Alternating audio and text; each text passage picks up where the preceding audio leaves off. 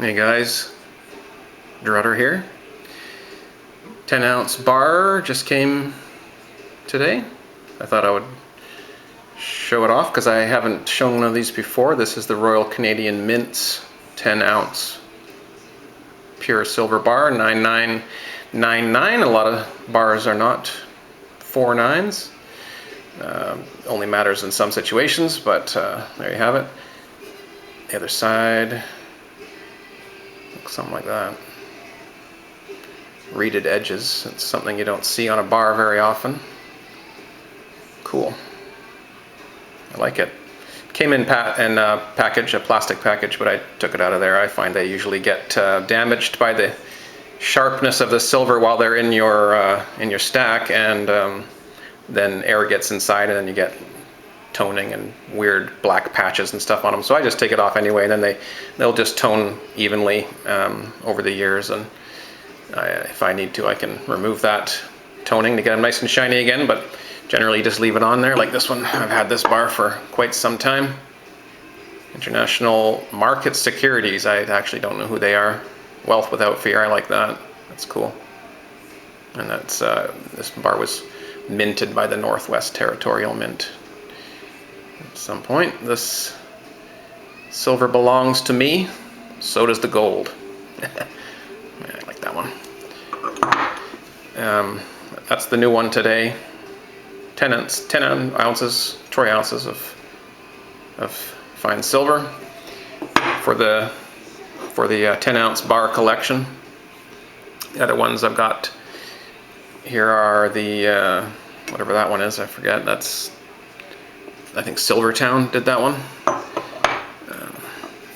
That's a nice one. That's a poured bar. It doesn't stack as well. I mean, you can stack them, but these tend to stack a little better. They're meant for that, but these are definitely aesthetically nice, these poured bars. This one, that's just a Silvertown brand bar, and this one is, I showed you, and that was my one I got from Silver Gold Bull, which is where I purchased this also. Recently, silver dipped down into the 40s again. I think it was 46 or 7. I grabbed this order, and Bitcoin was up at 106 or something like that, and that's when the last time it was above 100 actually. So it was nice to have sort of not emptied out my Bitcoin, but gotten rid of a bunch more of it there, and I'll just hang on to the rest for later. But it's nice to have some more silver in the house. So those are the different 10-ounce bars I've got at the moment. And then I just thought I would show for comparison. That's the 1-ounce size there, and that is the 1 kilo. That one's a Valcambi Suisse. Tends to be about the same, you know, not too much bigger than a 10-ounce, but it's a loaf. That thing is a loaf. And there you have it, some bars of silver. Speaking of 10 ounces, I do have these 10-ounce. They're not bars, obviously, but they're just bullion. They're not. This is from APMEX. That one there. Yeah.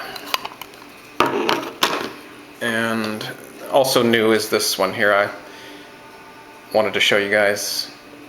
See that there? Canada. 9999 fine silver, 10 ounces. Argent. I don't know how to say ours in French. My wife would do that one for me, but ours are not easy for me. Charles. $50, a 10-ounce maple. Not bad. I like it. It was the same as a 10-ounce bar. It was the same as this RCM bar here. Same premium. So, and it was almost all they had on the site, so I was happy to get it. Alrighty. Nice to see silver moving up again today. It came down, last time I talked to you, it was 54 bucks. I said that could be the top of a cup, because it was $54 a couple of weeks ago. And so if we do a pullback here, maybe it will form a handle. And now looking at the daily chart, you can see, maybe I'll put it on the screen, you can see that it is forming the handle on a cup. So if that price goes back to 54 and then breaks above, anytime in the next, say, week or so, without, of course, first going down below 46, which that probably wouldn't happen, but if it goes above the 54 point again in the next week or so, then that is the end of that handle. That will form the end of that handle, and it would be a very, very bullish formation. And I see that gold is moving up again today as well too. So both silver and gold are just shy of their all-time highs, and probably will take that out again soon. Silver and gold bullion demand remains fairly high and supply remains fairly low, and in the middle they meet and we get what looks like the start of a shortage. So if demand gets any higher or supply gets any lower, yeah, there's going to be problems in the physical market. If you don't hold it, you don't own it. Talk to you guys soon.